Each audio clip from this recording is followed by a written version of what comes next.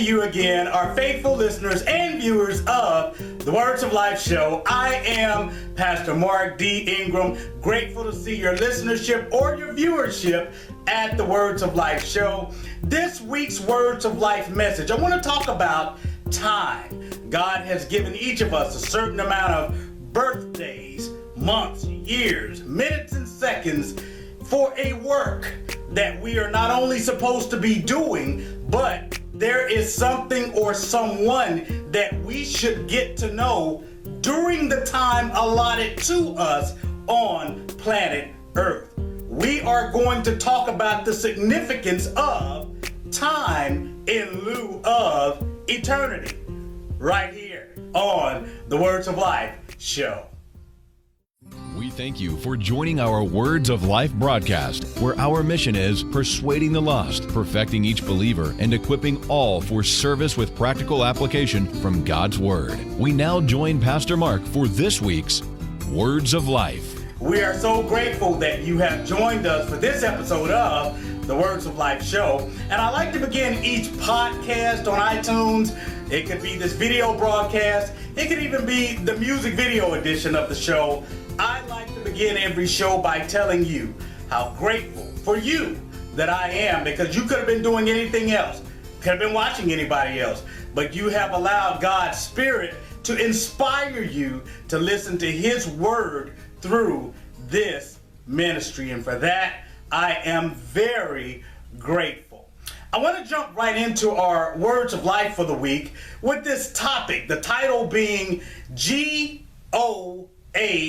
You can put that little period between, because we're going to use it as an acronym. G period, O period, A period, T period.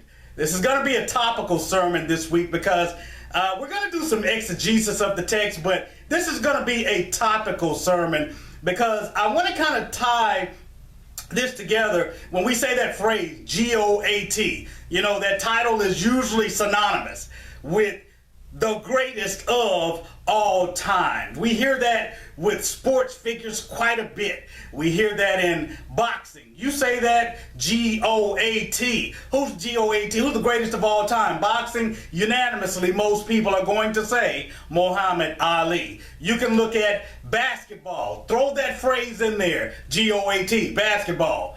Depends upon your time period, but most will still say, oh, Jumpman, Michael Jordan. You can say football, the greatest wide receiver, and it will elicit the same response. The greatest of all time.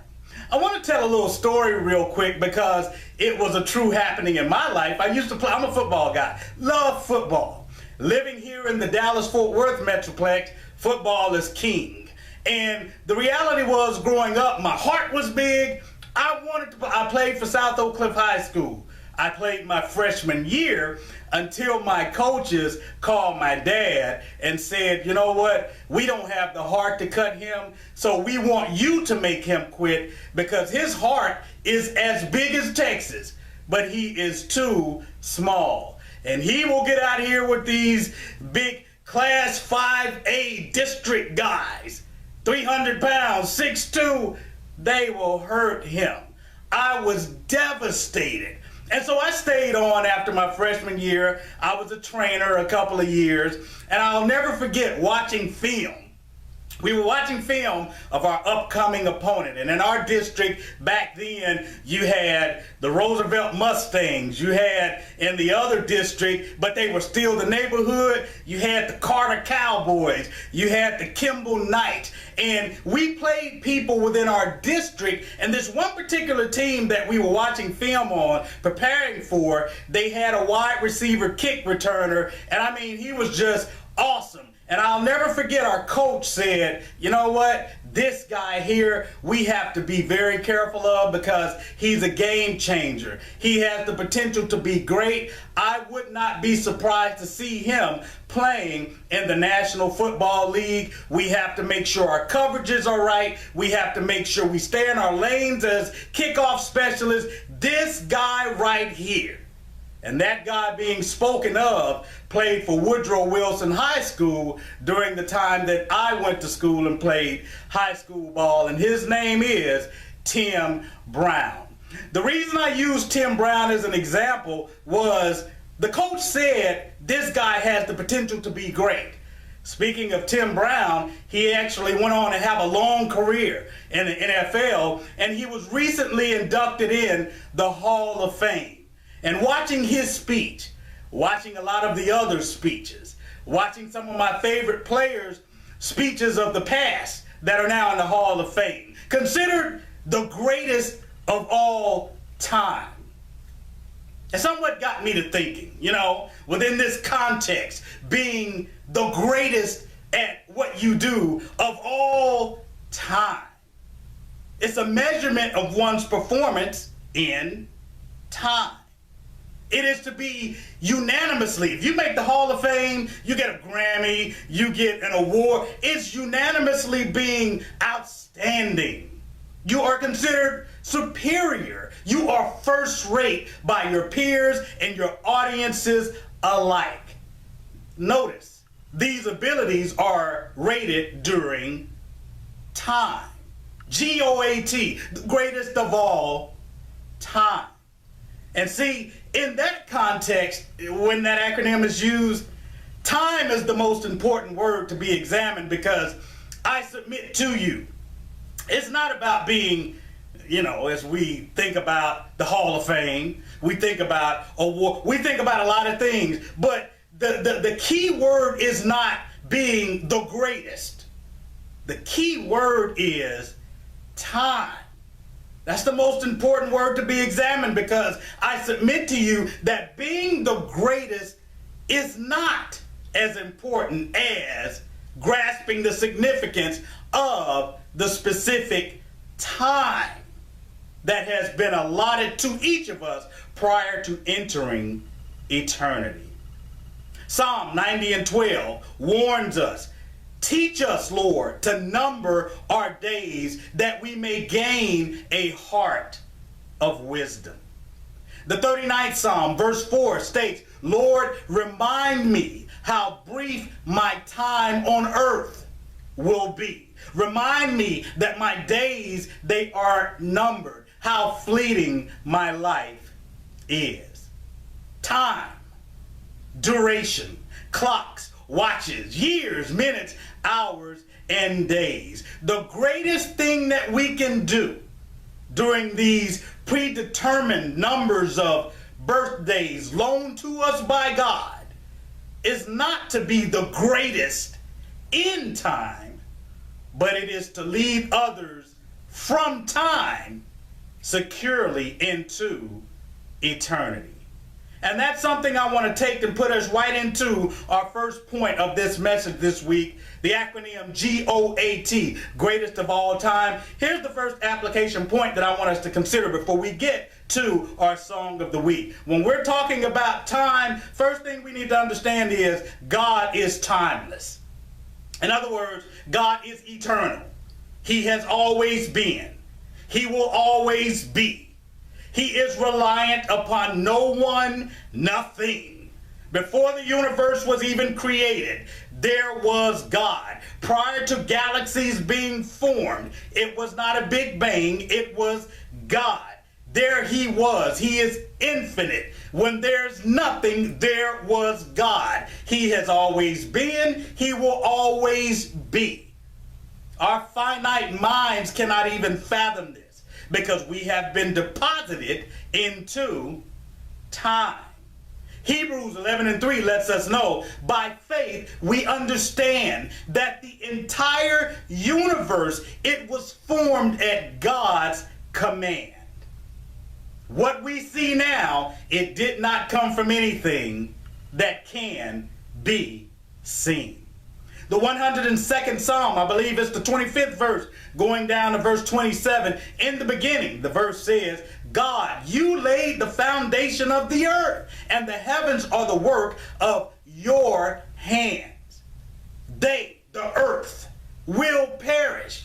Those within will perish, but you remain. They will all wear out like a garment, like clothing. You will change them. They will be discarded, but you, Lord, you will live forever. Considering such unimaginable power and control over his creation, we cannot boast of our earthly accomplishments being significant in God's schemes and plans for us when we think about forever. You know, that matters if we're all thinking about just right now. I want to be the greatest at this. Yeah, I want my promotion. I want that elevation. I want that award. Yeah, that's all cool right now, but we can't spend so much time thinking about here when we have this coming. Eternity. Time is like a grain of sand on one of the many places that we can imagine sand exists. Beaches, playgrounds, the ocean shores. One grain of it. That's a good representation of time when it comes to eternity. So we've got to understand we must not be sidetracked or enamored with temporary things that will one day, poof, pass away. How many promotions, how much money we've accrued, the Pro Hall of Fame, the number of my championships, our trophies, our commendations, our connections, none of that worldly stuff will matter in the realm that we are all headed to. God, who dwells outside of time, he created time, and he dropped us into time to be mindful of eternal things. And what we're going to do right now, we're going to pause. I want you to think about that, because we are going to delve into, after the break, we are going to delve into how we can accomplish eternal things. Man, how can we accomplish thinking about that more than this that we often think about? We're going to jump right into that after we come back from the break. And at this break, we always try to present to you our Song of the Week. And our latest is entitled, You, Me. That being God speaking directly to anyone that has ears to hear. So we present our latest music video to you right now, and we present it to you on the Words of Life show.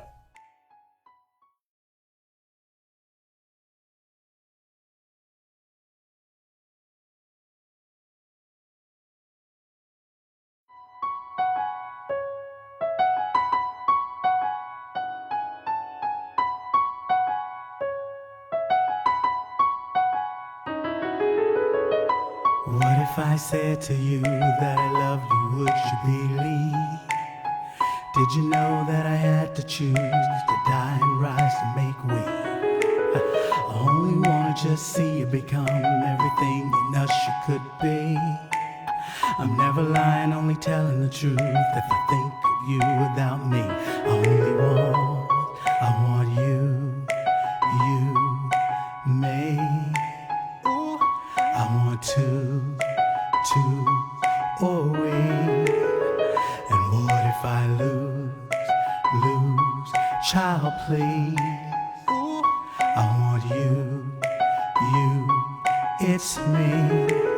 I got a future and a plan for us, and I'm the only one who knows. I know you may not understand, but trust, the best for you I'll hold. I know the thoughts that I think of you from beginning to the end. I'm the one who gave my all for you, on the cross to pay for your sin. Only one, I want you, me. I want to away. And what if I lose, child, please?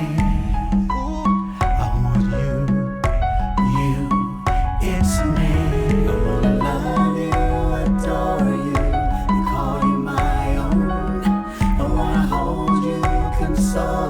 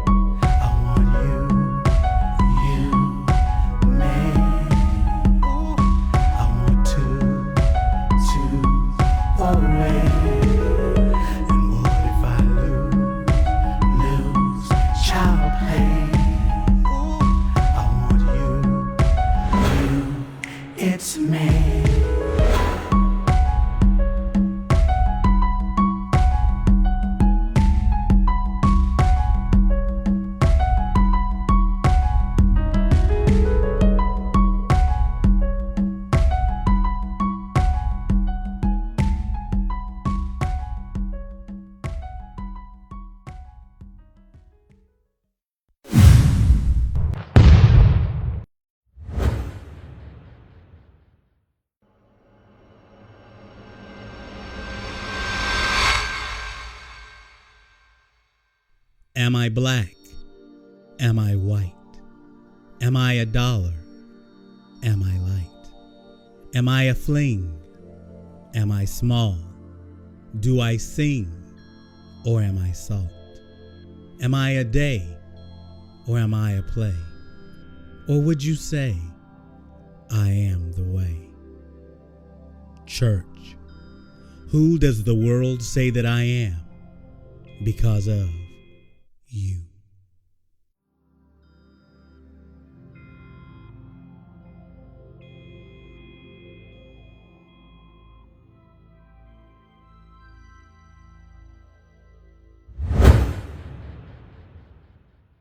We're back, in the music video that we just premiered for you, that's our latest, is entitled You, Me. And it's basically God wanting a relationship, letting us know that He has dropped us into time, not just kicking us to the curb and leaving us to ourselves, but to reconcile us, our sinful selves, to make us right with Him. He still wants a relationship with us, but it can only happen through His Son, Jesus the Christ. And at the end of this episode this week, we are going to tell you how you can secure that relationship with Him, not just now, in time, but for eternity. We're talking about time. The title of this week's message is an acronym, G.O.A.T, which is synonymous with the greatest of all time. We spoke in point 1 about God being timeless. He deposited us into time. He is outside of time, but He did it for a reason, and get this, for a season. So it is very important for us to understand that time should mean something to us, because there are only a certain amount of years, months, days, hours, minutes, and seconds that God has allotted each one of us. And whether you believe this or not, when we take our last breath at some point in eternity, every single person is going before this holy God of the universe, the only one, whether you believe it or not.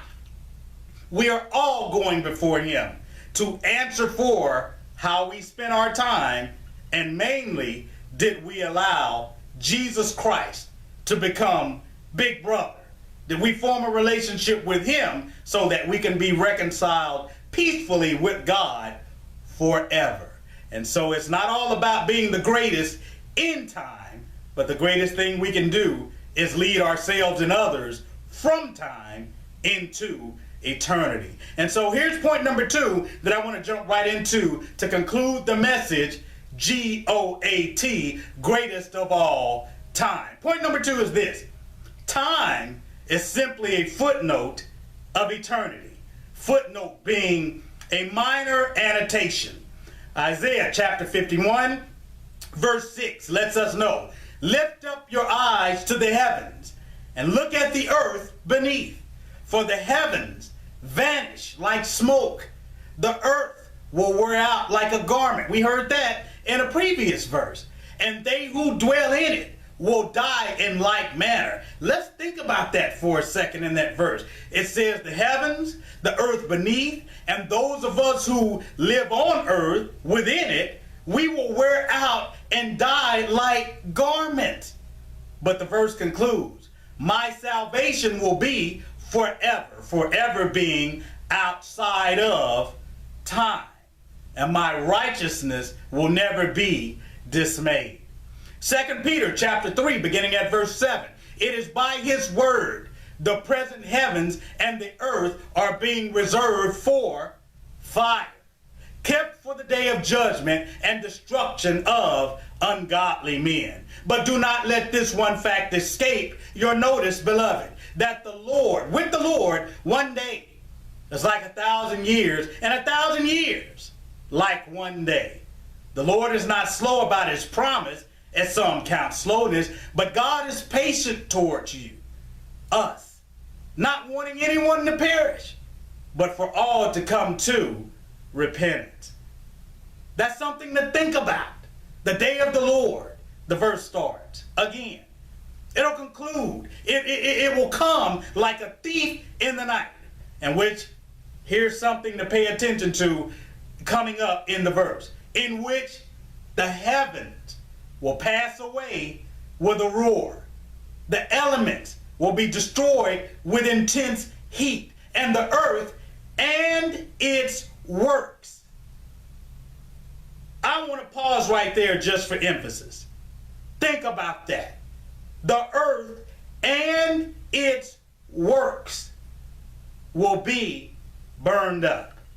Since everything around us is going to be destroyed like this, the verses continue, what holy and godly lives you should live, looking for, hastening the coming of the day of God, because of which, here's how the verse concludes, 2 Peter chapter 3, this is verse 12, because of which the heavens will be destroyed by burning, and the descendants or the elements will melt with intense heat. Wow.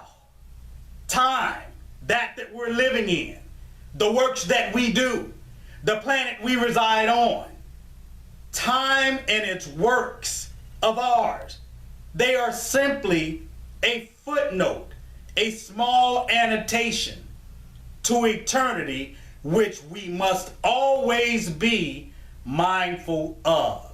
Only one person knows the minute, hour, and day we're leaving this planet. It is the God that put us here and knew our exit and an entrance into eternity before we ever got here.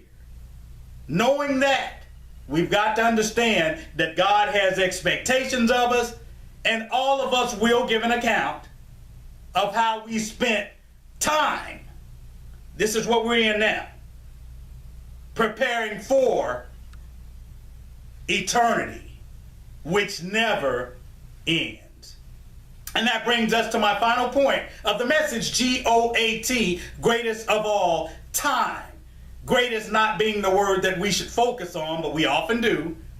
It is time, because within it, we have a certain amount of time allotted to go before the Lord into eternity, to answer for what we did here, and that we secure our eternity peacefully because of our sinful existence in time. Here's point number 3. Time may never be recovered, but we can redeem time.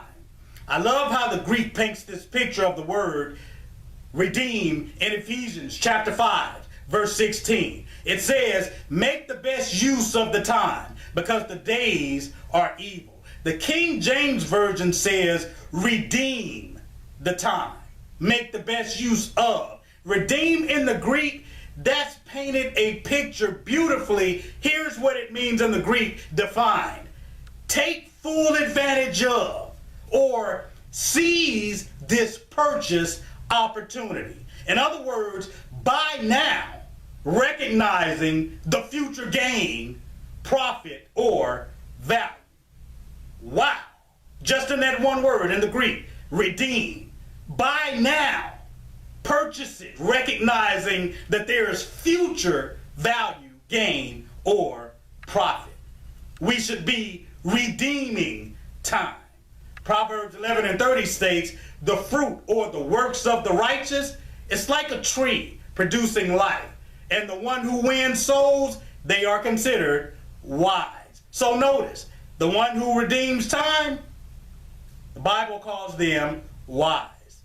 Yet, in stark contrast, we read of one consumed with his earthly accomplishments in time, while he ignores the fact that he would unexpectedly depart time and slip into eternity. Jesus tells this story in the book of Luke, chapter 12, beginning at verse 21, or should I say beginning at verse 15, going down through verse 21. Jesus tells the disciples, you beware. I want you to be on guard for every form of greed, for even what a person possesses, what he has in his life, his possessions, all of that, none of that, it really doesn't equate to life. That's not what life in time is about. And so Jesus starts to tell the disciples a parable. He says, this rich man, he had land. It was very productive. He started reasoning to himself, you know what? What shall I do? I don't have any place to store my crops. I'm so rich. I'm so wealthy. I got this, and this. I don't even have no place to put all of my belongings and my things, my accomplishments, and my riches. And so he says, this is what I'll do. I will tear down my barns. I'll build larger ones. And that's where I'll store my grain, my goods, so on and so forth. And then I'm going to sit back. I'm going to say to myself, my friend, you've got enough stored away for years to come. I'm kicking it. I'm chilling. I'm taking it easy. Of course, that's not in the text. That's my translation. Taking it easy now. So guess what? Now it's time to eat, drink, be merry. Kick it. But God said to him, you fool, you will die this very night. Then you will get everything. Who will get everything that you work for? The verse concludes, yes, a person is a fool to store up earthly wealth, but not have a rich relationship with God. As I mentioned earlier, the greatest thing that we can do for our loved ones, our spouse, our family, our friends, and even strangers, the greatest thing that we can do is not to be the greatest in time, but to lead them safely from time into eternity, and to do so securely. We'll be right back to tell you exactly how that can be achieved right here on the Words of Life show. Do not move.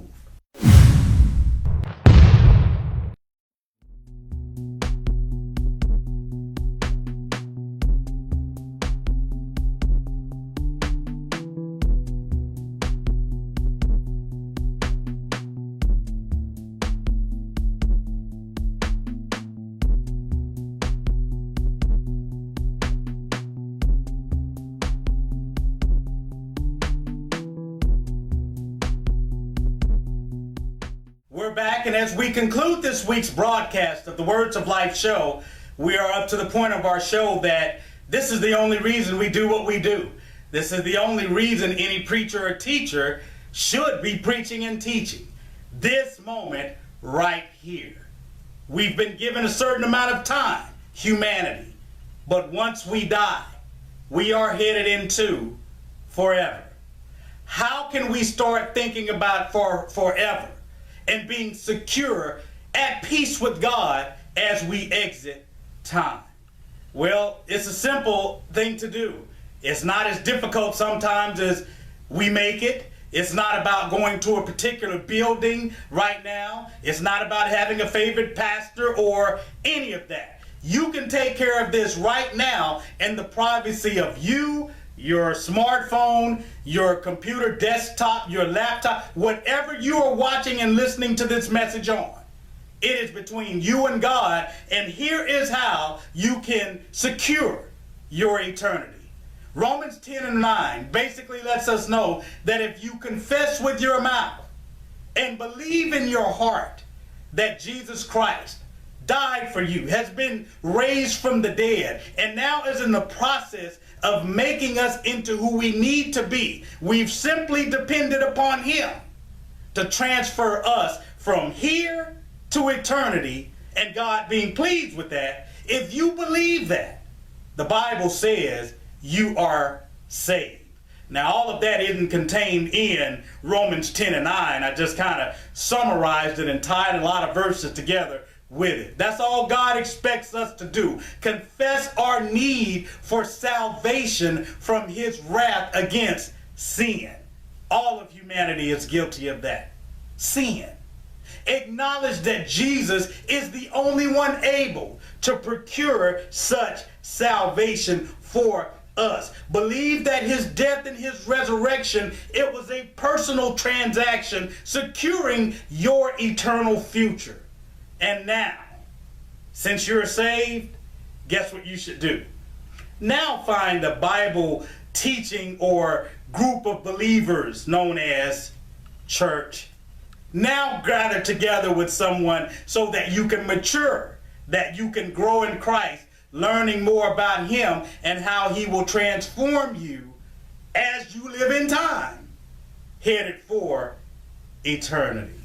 From this point on, you're going to come into the knowledge of understanding that God has gifted you a specific way. Your job at this point, to be encouraged now to utilize that gift to tell everybody, whenever an opportunity presents, about this same Jesus that we here at the Words of Life show are telling you about. With that said, that is my time for this week. Again, I'm grateful you've joined us, but until our next iTunes podcast, until our latest music video or single release, I am Pastor Mark D. Ingram.